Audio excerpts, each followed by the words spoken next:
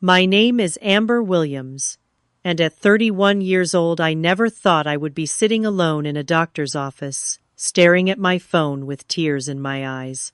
The thyroid tumor needed to come out, but, according to my family group chat, their Cabo vacation was more important than driving me home from surgery. What they did not know was that this was not just a simple procedure. My hands trembled as I typed, my mistake wondering how it came to this. Before I tell you about the phone call that changed everything, drop a comment letting me know where you are watching from and hit subscribe if you have ever felt betrayed by the people who should have had your back. I always knew my place in the family hierarchy. My younger sister Heather was the baby, the precious one who could do no wrong. My older brother Jake was the only son, the golden child, destined for greatness. And I was just Amber, the middle child, the reliable one, the one who always had it together according to my parents. But that was just the story they told themselves to justify how differently they treated us. Growing up in our suburban Chicago home, the pattern was established early. When Heather wanted ballet lessons, Mom and Dad found the money. When Jake needed a new computer for college, they made it happen. But when I earned a partial scholarship to art school in New York, my dreams took a back seat. Your father threw his back out at work, my mother, Sandra, told me during my senior year of high school. We need you close to home, Amber. You have always been so responsible. So instead of pursuing my passion in New York, I attended the local community college, rushing home between classes to help care for Dad. Patrick Williams recovered within 6 months, but by then my scholarship opportunity had evaporated. I told myself it was fine. Family comes first, right? Then there was the time Jake needed money to start his business venture, a mobile app he swore would be the next big thing. He came to me first, not our parents. You always save everything, he said with that charismatic smile. Come on, Amber. This is a sure thing. I will pay you back double. I gave him my savings, $15,000. I had been putting aside for years to eventually go back to school. The app failed within 8 months. The money never came back. When I brought it up a year later, Mom intervened. Why are you being so petty, Amber? Your brother took a risk and it did not work out. That is life. You do not need to make him feel worse. No one ever seemed concerned about how I felt. Heather was more subtle in her exploitation of our family dynamic. She would call me at 2 a.m, crying about relationship problems, expecting me to talk her through it until dawn. She would volunteer me to babysit her friends' children without asking. She would borrow my clothes and return them stained or damaged. You should be flattered I want to wear your things, she would say when I objected. It is not like you have anywhere special to go anyway. That stung because it contained a grain of truth. Between working full-time as a freelance graphic designer and being the family's emotional support system, I rarely had time for a social life. My last serious relationship ended when Paul got tired of me canceling dates because of family emergencies. Your family takes advantage of you, he said during our breakup conversation. And you let them. I cannot compete with that. I moved out of my parents' house at 26, renting a small 1-bedroom apartment about 20 minutes away. It was nothing fancy, just 400 square feet, with a kitchenette and a bathroom where the door hit the toilet when you opened it. But it was mine.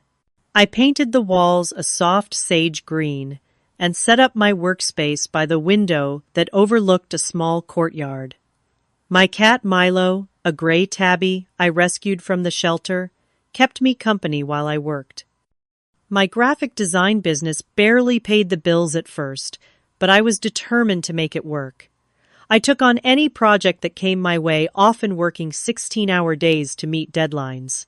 I designed logos for local businesses, created marketing materials for startups, and even illustrated a children's book, Gradually, I built a decent client base and earned enough to live comfortably, if modestly. But the family dynamics never changed. Mom would call asking if I could come over to help Dad set up his new television, even though Jake lived closer. Heather would text asking me to pick up her prescriptions because she was too busy with her part-time job as a yoga instructor. I always said yes, because saying no meant enduring guilt trips and passive-aggressive comments for weeks. That is just how families work, my mother would say. Whenever I tried to establish boundaries, we help each other. Your brother and sister would do the same for you. Except they never did. When I had the flu last winter and could barely get out of bed, no one offered to bring me soup or medicine. When my car broke down in the middle of a snowstorm, Jake was too busy to pick me up, so I paid $60 for an Uber. When I needed someone to talk to after losing a major client, Heather told me she had to go because her favorite television show was starting. I became an expert at hiding my disappointment, at swallowing my hurt. I learned to expect nothing, so I would not be let down. I became self-sufficient to a fault, refusing to ask for help even when I genuinely needed it. I was the strong one after all, the responsible one, the one who had it together. At least that was what they thought. None of them saw me crying in my car after family gatherings. None of them knew about the therapy sessions I started last year, trying to understand why I kept giving to people who only took. None of them realized how lonely I felt, even when surrounded by them, at holiday dinners. You are so lucky to be so independent, my mother once told me at Thanksgiving, as I washed dishes alone while everyone else watched football. Heather and Jake still need so much guidance. I wanted to throw a plate against the wall and scream that I needed guidance too. I needed support. I needed someone to put me first just once. But I smiled and nodded because that was what Amber did. Amber kept the peace. Amber did not make waves. Until the day I found the lump in my throat, and everything changed. It was a Tuesday night in April when I first noticed it. I had been working on a deadline project for 14 hours straight, my shoulders hunched over my drawing tablet. When I finally stood to stretch, I caught my reflection in the window. The setting sun cast a strange shadow across my neck, highlighting a small but visible bulge on the right side. I touched it, thinking it might be a trick of the light. But no, there was definitely something there. A firm lump, just below my Adam's apple. I swallowed, and it moved with my throat. It is probably nothing I told Milo, who watched me with his unblinking green eyes. Just a swollen gland from being tired. But in the following days, I noticed other things. How I was constantly exhausted, despite sleeping 8 hours each night. How I sometimes had to swallow twice to get food down. How my voice sounded raspier during client calls, forcing me to clear my throat repeatedly. After a week of monitoring these symptoms and watching countless medical videos online, I finally made an appointment with my primary care physician. I did not tell my family. There was no point worrying them over what was probably nothing, I reasoned. Besides, Mom was busy planning Heather's birthday celebration, and Dad was focused on Jake's upcoming job interview at a prestigious tech company. Dr. Melissa Carter was a petite woman with kind eyes and a no-nonsense attitude. She examined the lump, pressing her fingers against it from different angles. "How long has this been here, Amber?" she asked, making notes in my chart. "I noticed it about a week ago," I said. "But it could have been there longer." She asked about my symptoms, nodding as I listed them. Then she sat on her stool and looked me directly in the eyes. "I want to send you for an ultrasound and some blood work," she said. "It could be several things, but with a thyroid nodule of this size, we need to rule out anything serious." The word serious hung in the air between us. I wanted to ask if she meant cancer, but I could not make my mouth form the word. "Is there someone who can come with you to these appointments?" she asked gently. I thought about my family, about how my mother would somehow make this about how stressed she was over the situation, about how Heather would offer useless wellness tips and essential oils, about how Jake would awkwardly pat my shoulder and then change the subject. "No," I said, "I will be fine on my own." The ultrasound was scheduled for the following Monday. I lay on the examination table as the technician glided the wand over my neck, the cold gel making me shiver. I watched her face for clues, but her expression remained professionally neutral as she captured images from different angles. "Your doctor will receive the results in a few days," was all she said when she finished. The blood work came next. 5 vials drawn from my left arm testing for thyroid function antibodies and other markers I did not fully understand. I sat alone in the waiting room afterward, drinking apple juice from a tiny box and wondering what was happening inside my body. Dr. Carter called me personally 3 days later. "Amber, I would like you to come in to discuss your results," she said, her voice carefully modulated. "Would tomorrow morning work for you?" I knew then that it was not good news. Doctors do not call personally with normal results. That night, I barely slept. I lay awake staring at my ceiling. Milo curled against my side as I contemplated all the possibilities. By morning, I had convinced myself of the worst. Dr. Carter confirmed my fears. "The ultrasound shows a 4-centimeter nodule on your right thyroid lobe," she explained, showing me the grainy black and white images. "Your blood work indicates some thyroid dysfunction, and given the size and appearance of the nodule, we need to do a biopsy to determine if it is cancerous." "Cancer," I finally said the word out loud. "You think I have cancer?" "I think we need more information," she replied diplomatically. "Thyroid nodules are common, and most are benign, but we need to be thorough." The fine needle aspiration biopsy was scheduled for the following week. I researched the procedure extensively, learning that a thin needle would be inserted into the nodule to extract cells for examination. I read that it was relatively quick and only moderately painful. What the articles did not mention was how vulnerable I would feel lying on the table with my neck exposed, alone, in a room full of strangers, about to stick a needle into my throat. The radiologist narrated each step as he worked. Small pinch for the local anesthetic. Now some pressure. As we insert the sampling needle, hold very still. I focused on a water stain on the ceiling that vaguely resembled a rabbit. The discomfort was more than I expected. A sharp, persistent pain that made my eyes water. The nurse noticed and placed a gentle hand on my shoulder. "You are doing great," she encouraged. "Almost done." Afterward, I sat in my car for 20 minutes before driving home, an ice pack against my neck and fear sitting heavy in my chest. The radiologist said I would have results within 72 hours. 3 days of waiting, of wondering, of worst-case scenarios playing through my mind. I told my family I had a sore throat when I skipped Sunday dinner that weekend. It was easier than explaining what was really happening, easier than watching their faces shift from concern to relief when they realized it did not require any action on their part.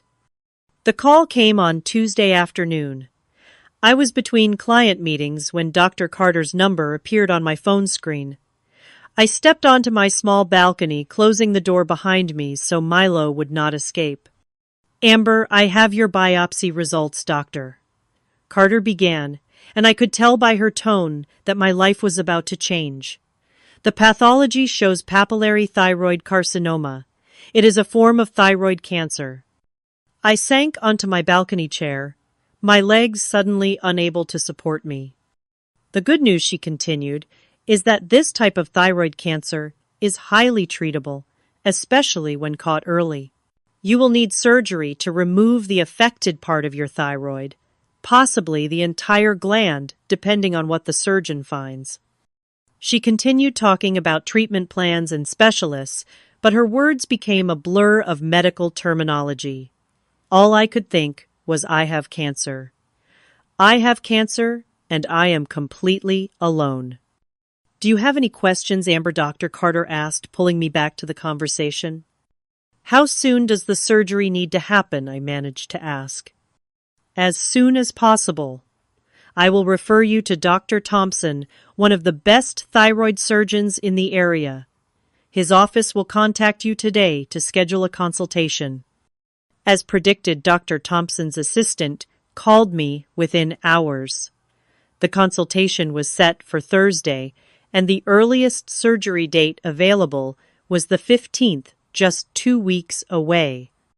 It was only after I hung up that I realized the practical implications. The surgery would be outpatient, but I would not be allowed to drive myself home due to the anesthesia. I would need someone to pick me up, to stay with me, at least the first night. I would need to ask for help. From my family. The thought made my stomach clench. I spent that evening pacing my apartment, rehearsing different ways to ask my family for help. Should I call my mother directly? Should I text my siblings individually? Should I downplay the seriousness to avoid drama? Or be honest about my diagnosis? In the end, I decided the family group chat would be best. That way they could coordinate among themselves to figure out who was available. Plus, it felt less vulnerable somehow, less like I was specifically asking any one person to step up. I sat on my couch, Milo purring in my lap, as I crafted and deleted message after message. Too dramatic, too casual, too detailed, too vague. Finally, at 9:30 p.m., I settled on wording that felt right and hit send. Hey everyone. Just wanted to let you know I am having surgery to remove a thyroid nodule on the 15th. It is outpatient, but I will need someone to drive me home afterward. Let me know if anyone is available. I stared at my phone, watching as the message was delivered. 1 check mark, 2 check marks. Then the indicators showing that Mom, Dad, Jake, and Heather had all seen my message. I waited for the typing bubbles to appear, for someone to immediately respond with concern or offers of help. Nothing came. 10 minutes passed. 20. 30. I told myself they might be busy, might be discussing it offline, might be checking their schedules. I tried to focus on an episode of a baking show, but kept glancing at my silent phone. After 45 minutes, a response finally appeared. From Heather. LOL. You actually thought we would miss Cabo for that. We have been planning this trip for months. I stared at her message, reading and rereading it, wondering if I was missing some context or if this was her idea of a joke. Before I could respond, another message appeared, this one from my mother. Do not guilt us, Amber. This trip has been planned for months. Can you reschedule your surgery or ask a friend? The casual cruelty of their responses left me breathless. My fingers hovered over the keyboard, dozens of responses running through my mind. I could explain that this was cancer surgery, not an elective procedure. I could remind them of all the times I had dropped everything to help them. I could beg, plead, or demand the basic courtesy any stranger would offer. Instead, I wrote, my mistake. Then I turned off my phone, curled up on the couch, and sobbed until my throat was raw and my eyes were swollen. Milo pressed against me, his furry body warm and solid, the only comfort I had. I called in sick to my virtual client meeting the next morning, something I had never done before. I could not trust my voice not to break, could not trust myself to maintain a professional facade when inside I felt like I was crumbling. Around noon, I finally turned my phone back on. There were no additional messages in the family chat, but I had a missed call from my mother. No voicemail, just the call notification. I debated ignoring it, but knew that would only postpone the inevitable. Taking a deep breath, I called her back. "Amber," she answered on the second ring. "Are you trying to make me feel bad? Because it is working." "No, hello. No, how are you?" "No, I am sorry for my insensitive response. Just an accusation that I was manipulating her. Typical." "That was not my intention," I said, my voice flat. "I just needed a ride home from surgery." "Well, you dropped this on us out of nowhere. We have non-refundable deposits for this trip. Your father has been looking forward to it all year. Heather needs the break from her stressful job. Jake is meeting his girlfriend's parents for the first time." Each justification was like a tiny knife between my ribs. Every family member had a reason that mattered except me. "It is fine, Mom," I said, though it was anything but fine. "I will figure something out." "What kind of surgery is it, anyway? You never said." I considered telling her the truth then. Saying the word cancer would change everything, would make her realize the gravity of what she was dismissing. But something stopped me. Maybe pride. Maybe the realization that I should not have to have cancer for my family to care about me. "Just a thyroid thing," I said vaguely. "Nothing major." "See? You will be fine. You always are. That is what I love about you, Amber. You are so self-sufficient." After we hung up, I sat staring at my phone, wondering when self-sufficiency had become a justification for abandonment. I scrolled through my contacts, considering who else I might ask. My friend circle had dwindled over the years, as I prioritized family obligations over social connections. The few friends I still had were mostly out of state, or had young children that made last-minute commitments impossible. I called my neighbor, Mrs. Patel, who had already agreed to check on Milo while I was at the hospital. She was a kind 72-year-old widow who often brought me homemade chai. "I am so sorry, dear," she said, after I explained my situation. "I would help if I could, but I do not drive anymore because of my eyesight." I reached out to a former coworker who lived in the area, but she had a conference that day. I called a cousin who lived an hour away, but he had children and could not find childcare on such short notice. After exhausting all possibilities, I researched medical transportation services. They were expensive, $300 for a simple pickup and drop-off, but it seemed to be my only option. I booked the service, putting it on my credit card that was already strained from medical bills my insurance did not fully cover. That night, I received a text from Jake, the first direct communication from him since my announcement. "Hey, sorry about the surgery thing. Bad timing with Cabo and all. You need anything before we leave." It was the closest thing to concern any of them had shown, but it still missed the mark completely. He could offer to pick up groceries before their trip, but not change his plans to help during an actual medical crisis. "I am all set," I replied. "Have fun in Cabo." He sent back a thumbs-up emoji. No further questions about my surgery, my recovery, or my well-being. The next day, Heather posted in the family chat about the new swimsuit she had bought for the trip, complete with a selfie in the store's dressing room. Mom responded with heart eyes emojis. Dad commented that she would be the prettiest girl on the beach. No one mentioned my surgery or asked how I was doing. It was as if my medical crisis was an inconvenient footnote, quickly acknowledged and just as quickly forgotten in favor of vacation plans. I muted the chat after that, unable to bear the excited vacation countdown messages that followed. The distance I had always felt from my family suddenly seemed like a vast, unbridgeable chasm. I had spent years telling myself that blood was thicker than water, that family was everything. Now I wondered if I had been lying to myself all along. With just under 2 weeks until my surgery, I threw myself into practical preparations. If I was going to do this alone, I would be as prepared as humanly possible. I started by deep cleaning my apartment. I scrubbed the bathroom until it sparkled, changed my bed sheets to the softest ones I owned, and organized my kitchen so everything I might need would be within easy reach. I read that reaching and lifting would be restricted after thyroid surgery, so I rearranged my apartment accordingly, moving essential items from high shelves to counter level. Next came food preparation.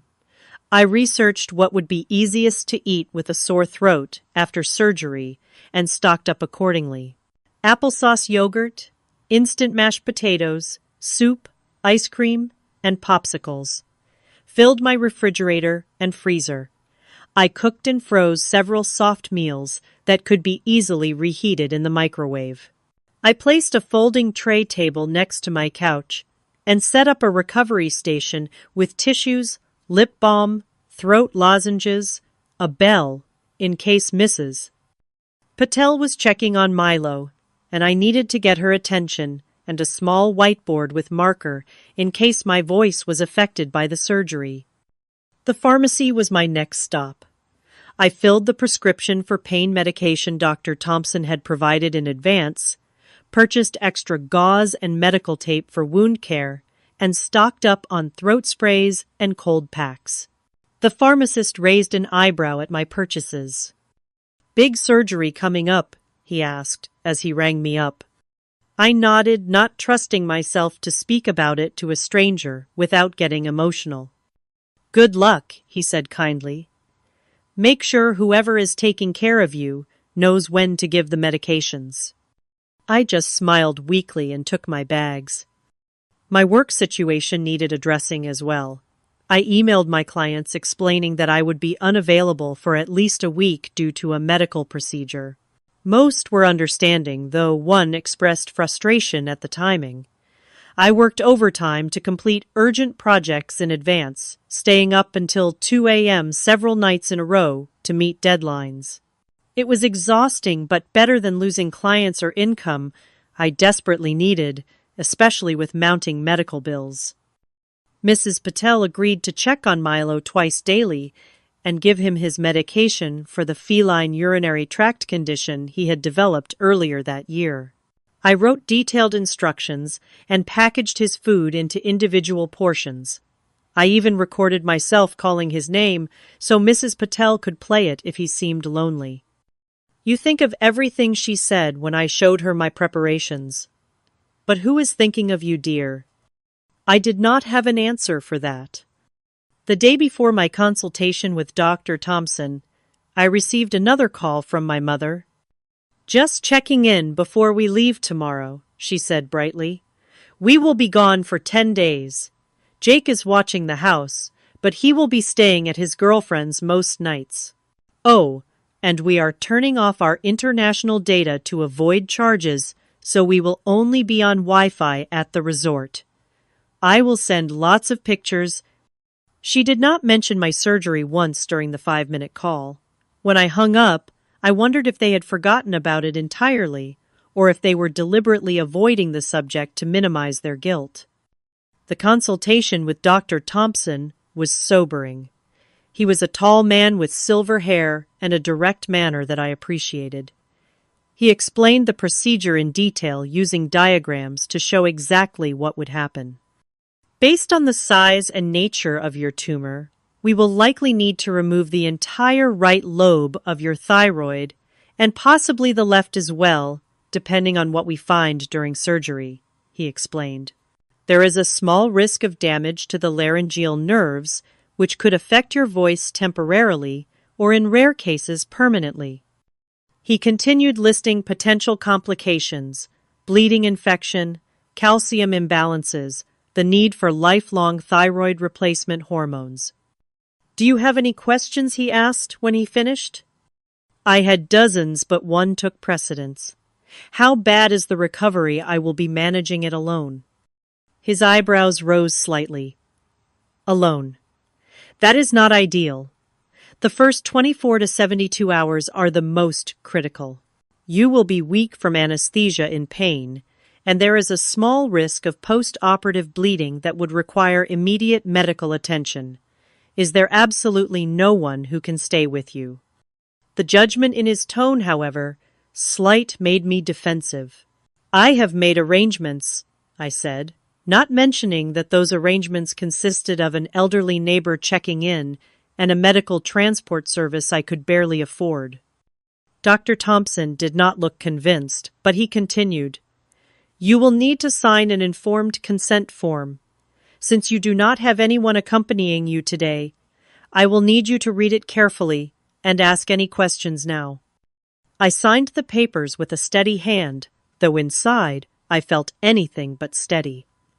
This was really happening.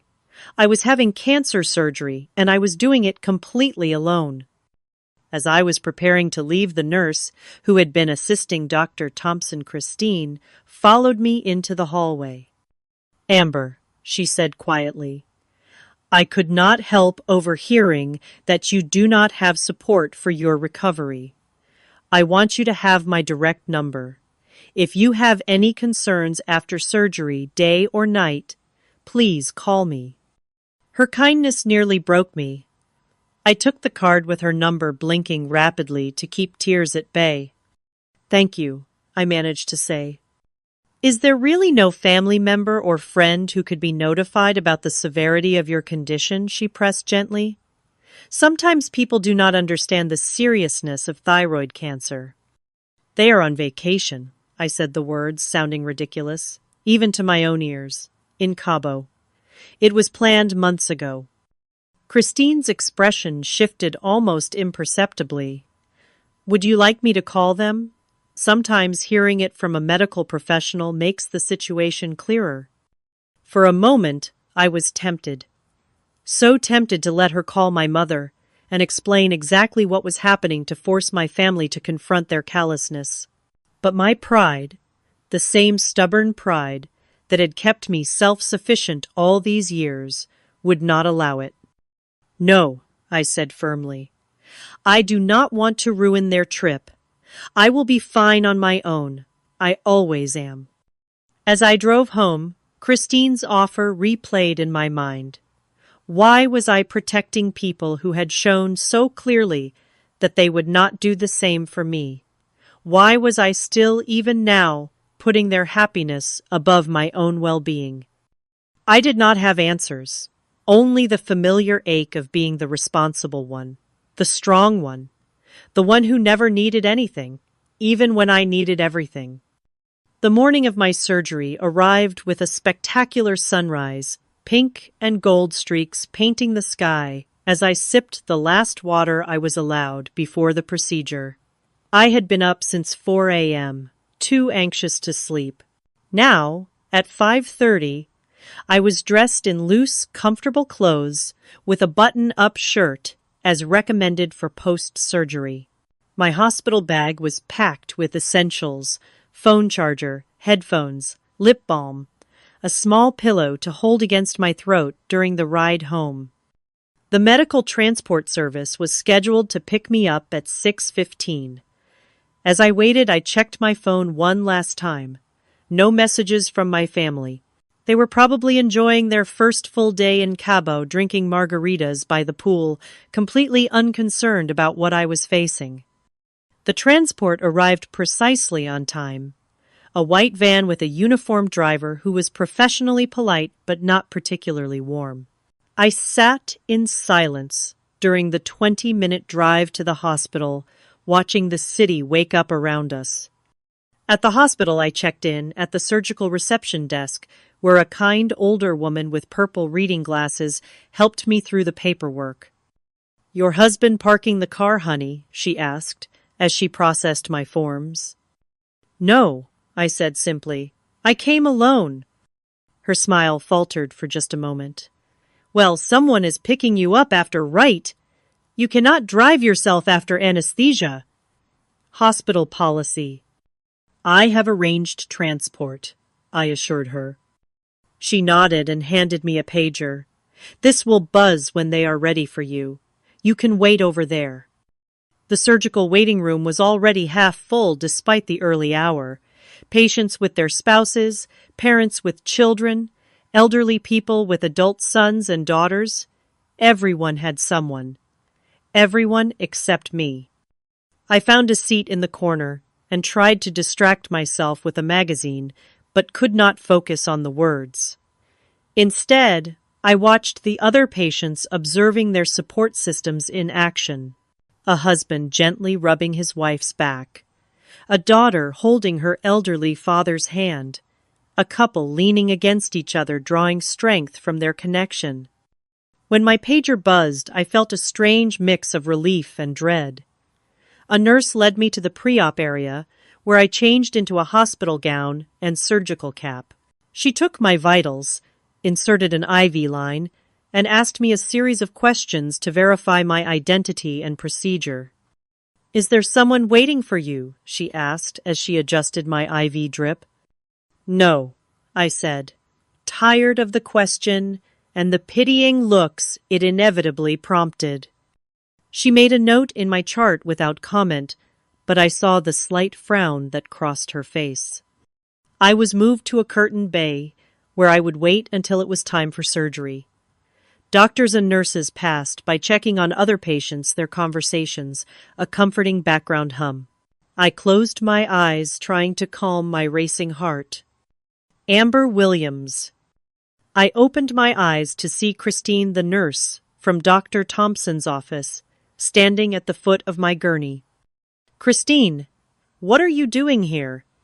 "I assist Dr. Thompson on surgery days," she explained, with a warm smile.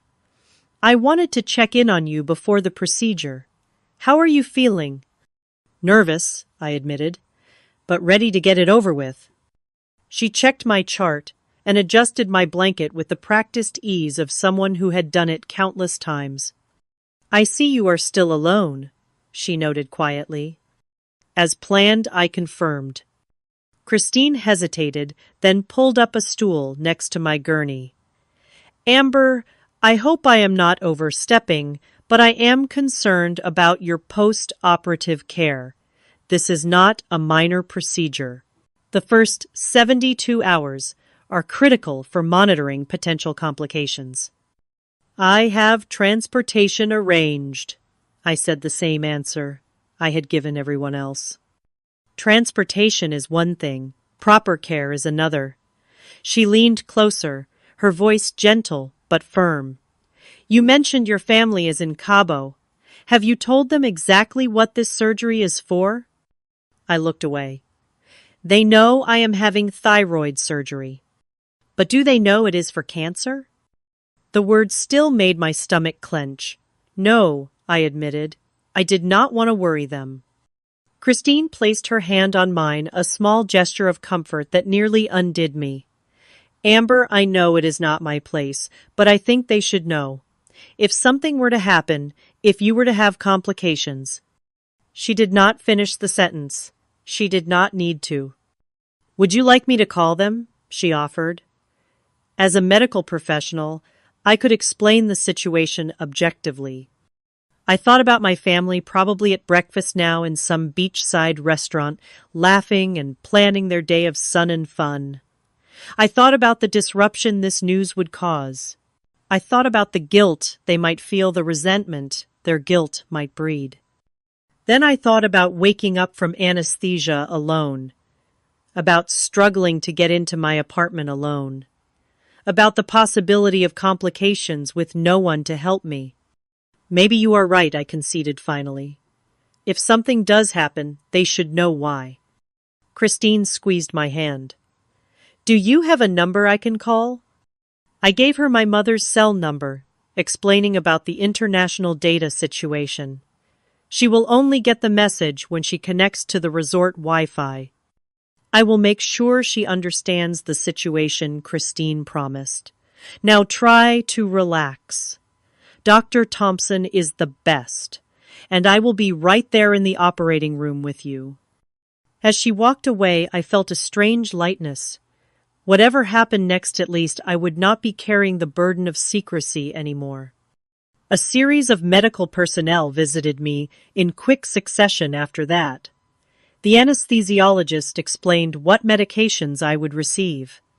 A surgical resident confirmed my procedure details. Dr.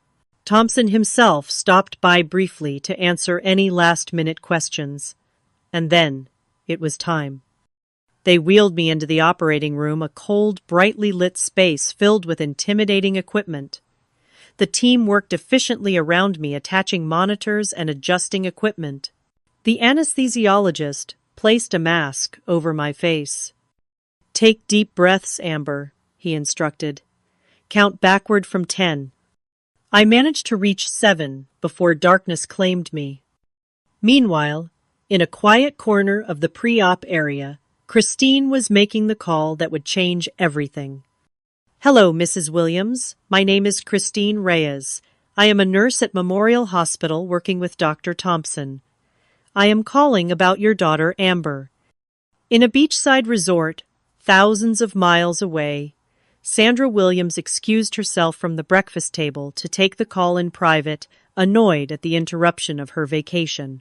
She had no idea that what she was about to hear would make her abandon the beach chair she had claimed at 7 a.m. The snorkeling excursion she had booked, and the 5-star dinner reservation that had required a 2-month waiting list. "What do you mean, cancer?" Sandra's voice echoed in the resort hallway. She never said anything about cancer. Christine's voice was professionally calm but firm. "Amber has papillary thyroid carcinoma. Dr. Thompson is removing the tumor, and likely her entire thyroid gland as we speak. This is a serious procedure with potential complications, including damage to the laryngeal nerves, which control the voice box, and risk of post-operative bleeding. But she said it was just a minor procedure, that she just needed a ride home," Sandra protested weakly. "Mrs. Williams, your daughter, will need close monitoring for at least 72 hours post-surgery. She currently has no one to provide that care. She arranged medical transport and has a neighbor checking in, but that is insufficient for her medical needs." There was a long pause on the line. "I had no idea," Sandra finally said, her voice small. "We would never have, if we had known." "I understand this is a shock," Christine acknowledged. "But there is still time to make arrangements. Amber will be in recovery for several hours." "We will be there," Sandra said firmly. "All of us. Thank you for calling nurse. Thank you for telling us what our daughter would not." As Sandra rushed back to the table to inform her husband and children of the situation, Amber was under anesthesia, unaware that the dynamics of her family were about to shift dramatically. The journey back to consciousness was slow and disorienting. My first awareness was of a rhythmic beeping somewhere nearby. Then came the pain, a burning, throbbing sensation across my throat. I tried to swallow and immediately regretted it. "Easy there," a gentle voice cautioned. "Try not to swallow too much right now." I blinked several times, trying to bring the world into focus. A recovery room nurse in blue scrubs was adjusting something on my IV stand. "Surgery's all done," she informed me, with a practiced cheerfulness. "Dr. Thompson will be by to speak with you once you're more awake." I wanted to ask questions, but my throat felt like I had swallowed broken glass. The nurse seemed to understand. "Your surgery went well. They removed the entire thyroid, but were able to preserve the parathyroid glands and the laryngeal nerves. You're going to be just fine." I gave a tiny nod, which sent another wave of pain through my neck. "I'll get you some ice chips for your throat," the nurse said, patting my hand before stepping away. As my senses slowly returned, I became aware of a warm pressure on my right hand. Someone was holding it. I turned my head, slightly wincing at the movement, and saw a figure slumped in a chair beside my bed, their head resting on the edge of the mattress near my arm. It took my foggy brain several moments to process what I was seeing. Dark hair streaked with familiar silver highlights. The chunky turquoise bracelet I had given her for Mother's Day 3 years ago. The distinctive floral perfume she always wore. Mom, I must be hallucinating. My mother was in Cabo, thousands of miles away, enjoying tropical drinks with little umbrellas in them. She could not possibly be here holding my hand in a recovery room in Chicago. I blinked hard, expecting the vision to disappear. Instead, my mother's head lifted, revealing red-rimmed eyes and tear-stained cheeks. "Amber," she whispered, her voice cracking. "Oh, sweetheart, you're awake." I stared at her in confusion, unable to reconcile her presence with what I knew to be true. I tried to speak but only managed a painful croak. "Don't try to talk," she urged, reaching for a notepad and pen on the bedside table.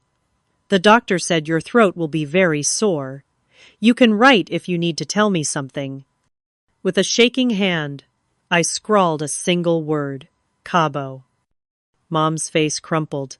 We came back as soon as we heard. "Honey, why didn't you tell us it was cancer? Why didn't you tell us how serious it was?" Before I could attempt a response, the recovery room curtain was pulled aside, and I saw my father's worried face, followed by Jake and Heather. They all looked exhausted, with the rumpled appearance of people who had traveled long distances in a hurry. "She's awake," Mom informed them unnecessarily. They crowded around my bed, their expressions a mix of concern, guilt, and relief. Dad reached out to touch my shoulder gently, as if afraid I might break. "Princess," he said, using a nickname he hadn't called me since I was 10. "We got here as fast as we could." Jake stood awkwardly at the foot of the bed, hands shoved in his pockets.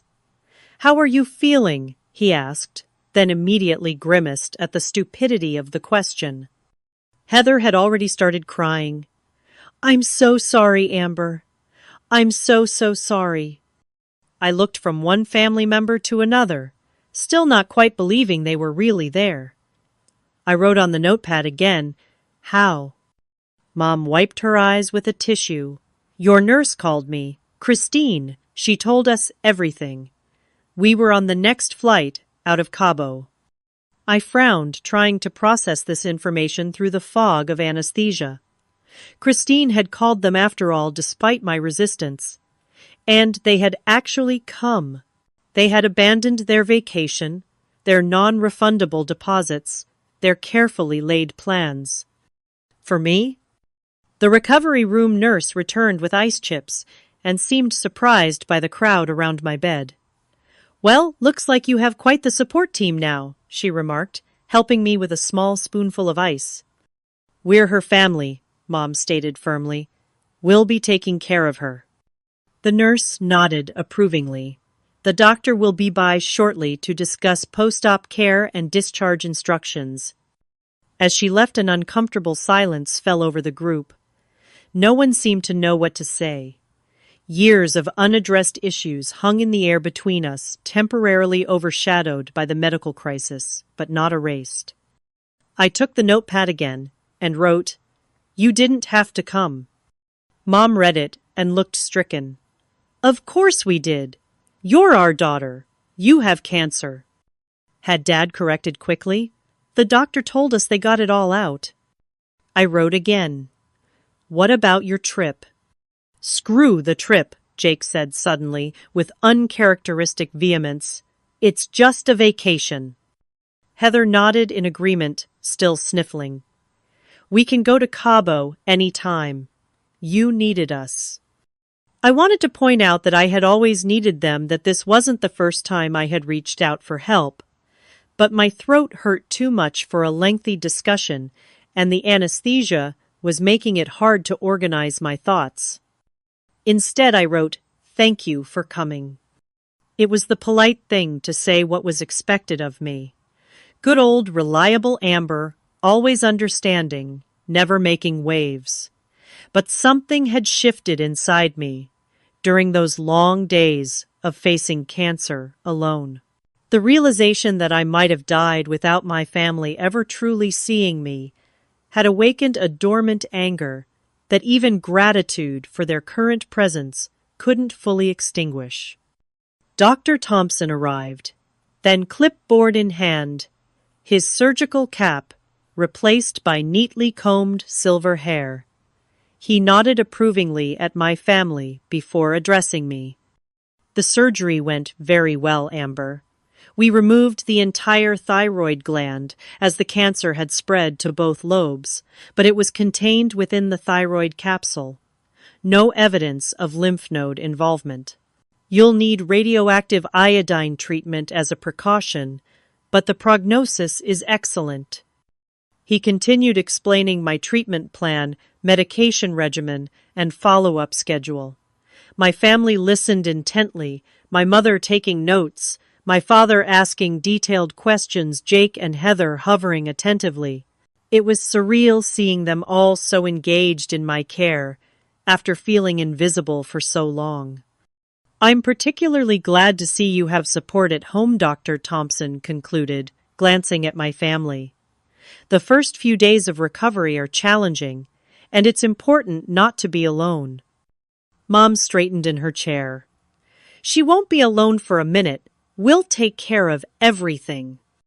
I closed my eyes, suddenly overwhelmed by emotions I couldn't quite name. Relief that I wasn't alone anymore. Anger that it took cancer to make my family show up. Gratitude for their presence. Resentment that it had been conditional. Love and hurt so intertwined I couldn't separate them.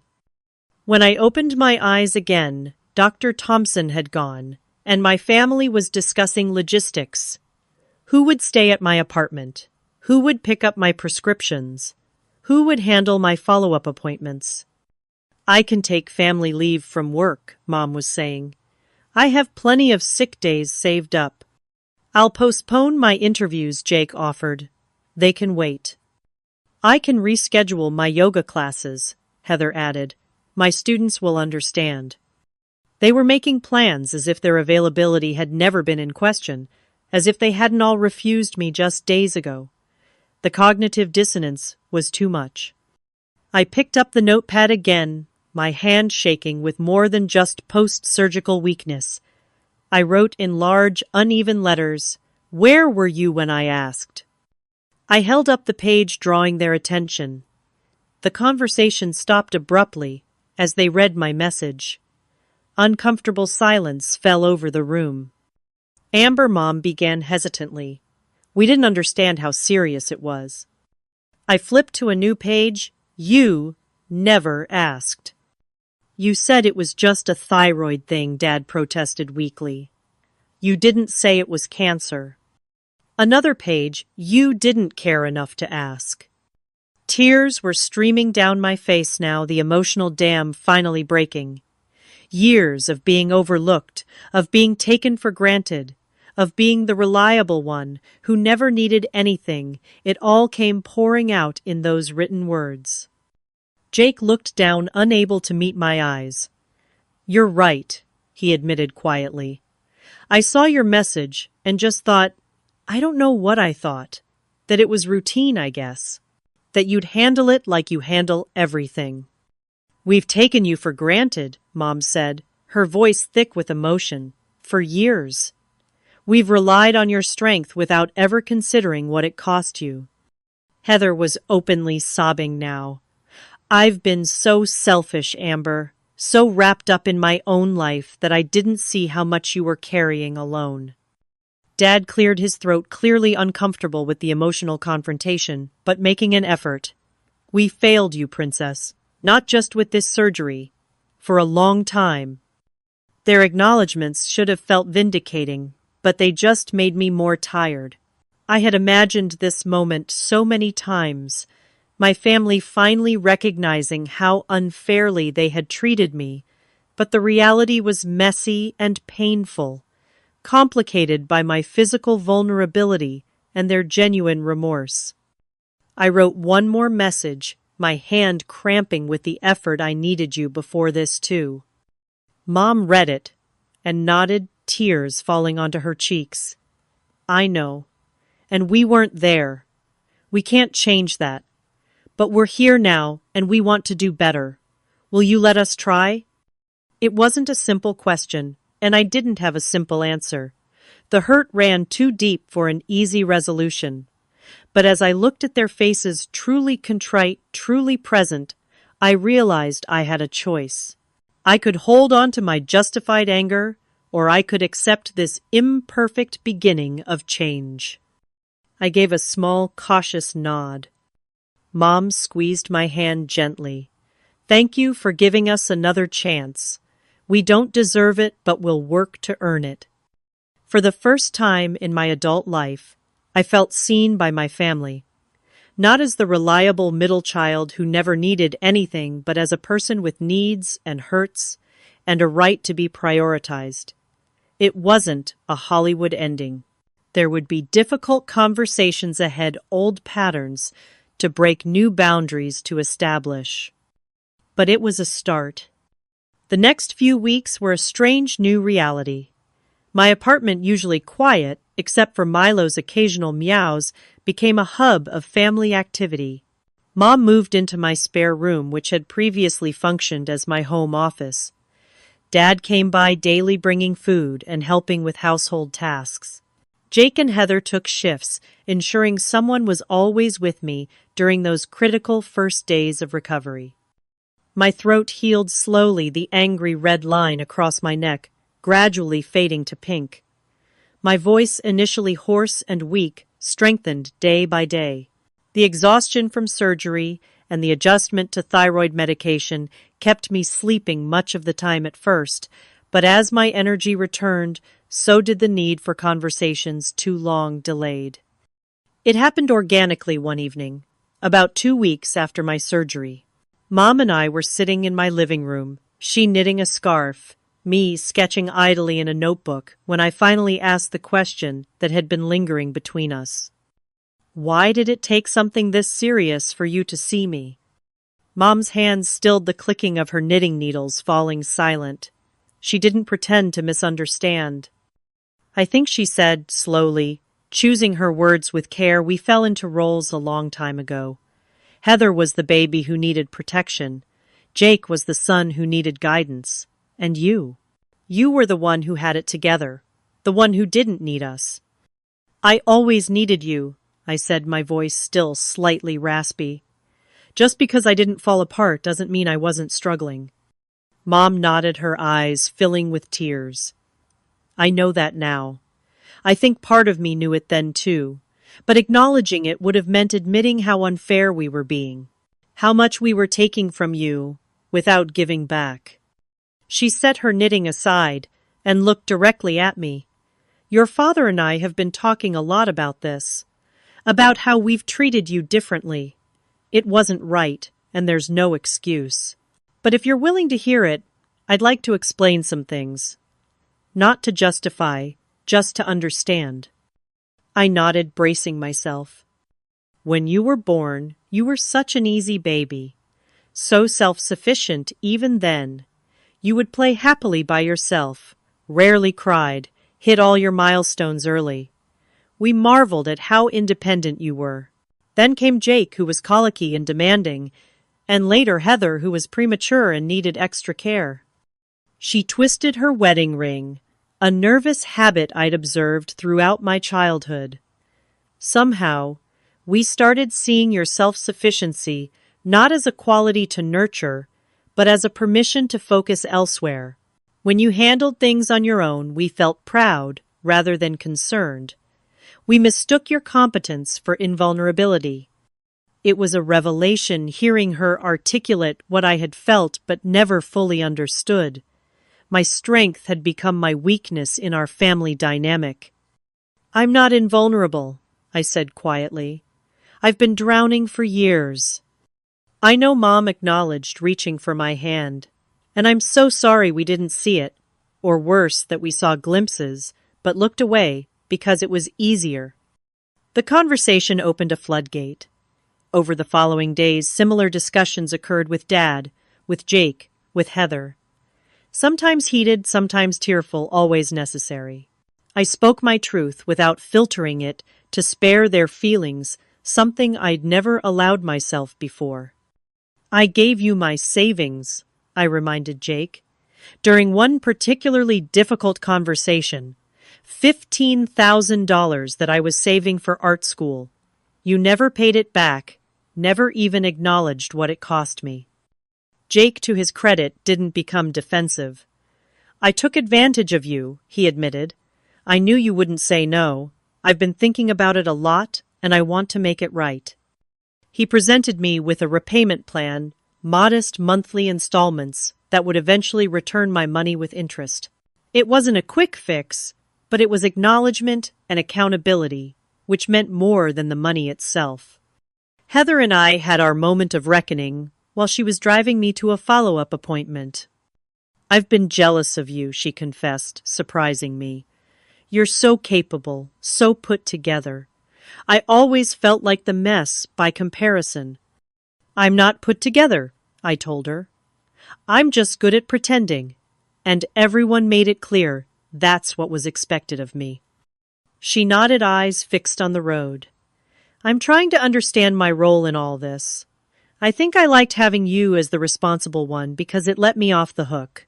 I could be the fun sister, the spontaneous one, while you handled the hard stuff. That's not fair to either of us, I pointed out. You're an adult. You should get to be responsible sometimes. And I should get to fall apart occasionally without the world ending. You're right, she agreed. I want to be someone you can rely on, Amber. I want to be a real sister, not just someone who takes. The final test of these new dynamics came 6 weeks after my surgery, when I received my pathology report following the radioactive iodine treatment. I had asked my family to come to my apartment for the discussion. They all arrived, promptly, faces anxious but supportive. We sat in my small living room as I opened the envelope containing my results. No evidence of residual cancer, I read aloud, relief washing over me. Regular monitoring recommended, but prognosis excellent. The collective exhale was audible. Mom wiped away tears. Dad squeezed my shoulder. Jake and Heather exchanged relieved glances. We should celebrate, Heather suggested. Maybe dinner at that Italian place you like. Actually, I said, gathering my courage, I wanted to talk to you all about something else first. I told them about the art school in New York that still interested me, about how I'd been researching online programs that would allow me to earn my degree while maintaining my freelance business, about my dream that had been deferred but never abandoned. In the old family dynamic, this announcement would have been met with dismissal or token encouragement that masked actual disapproval. But something had shifted fundamentally between us. That's wonderful, Amber, Mom said sincerely. What can we do to help make this happen? Tell us what you need, Dad added. We're all in. Jake offered to help me build a website showcasing my portfolio. Heather volunteered to connect me with a friend who had attended the same program.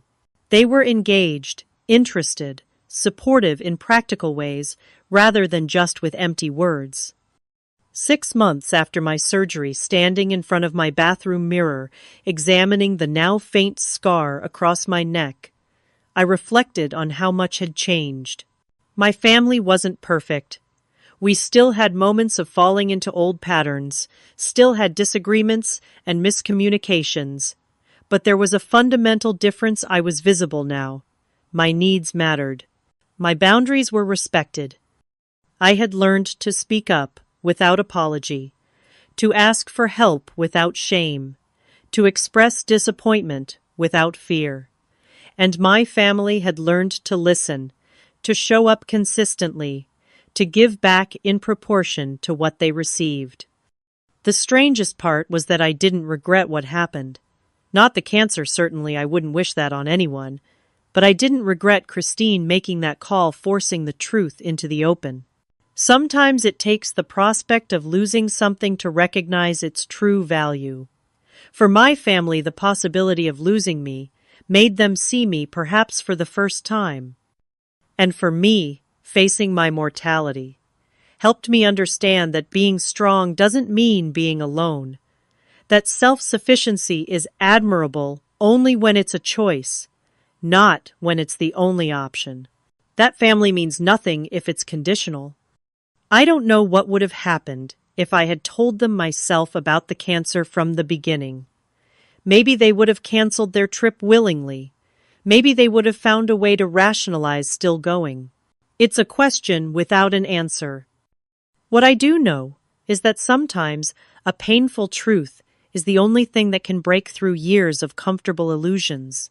For my family, hearing from Christine that I had cancer while they were on a beach in Cabo was the wake-up call they needed. For me, their response, dropping everything to be by my side, was proof that beneath the neglect and taken-for-granted dynamic, there was love worth salvaging.